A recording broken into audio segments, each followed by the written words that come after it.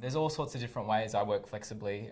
If that means logging on later in the day, checking emails from a remote location, dialing into a call. Well, it just depends on how I can fit it all in.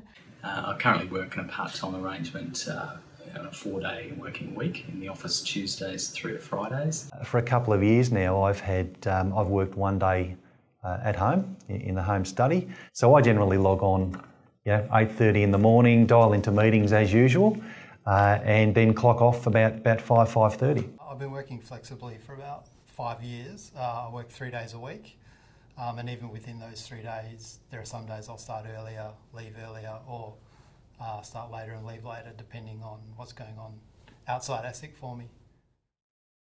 It allows me to spend some important time with my son.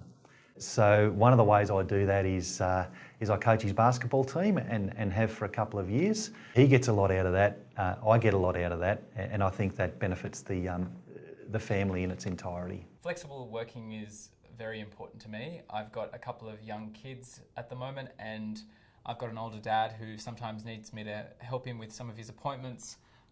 And it's just about being able to respond flexibly to those situations. The reason I work flexibly is because I have a small family at home, and our wife is seeking to re-enter the workforce. She found it quite difficult to find a part-time job, so I work flexibly and my wife works full-time.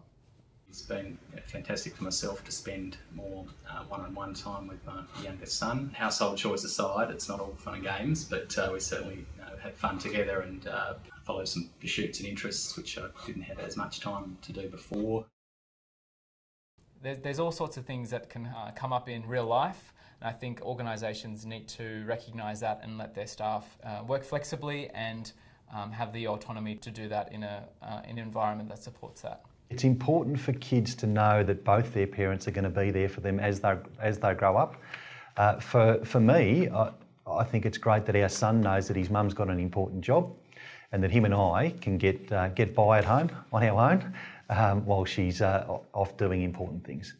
It certainly encourages and promotes gender diversity in terms of society as a whole, which does give choice and flexibility in terms of the roles that women and men wish to participate in, both at home and at work.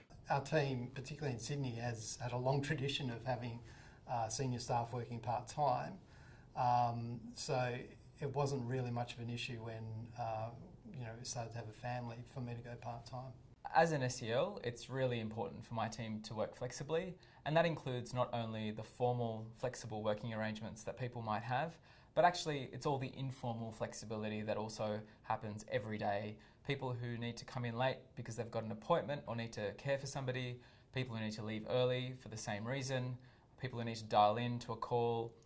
There's all sorts of reasons people need to work flexibly, and I'm keen for my team to know that that is available to them.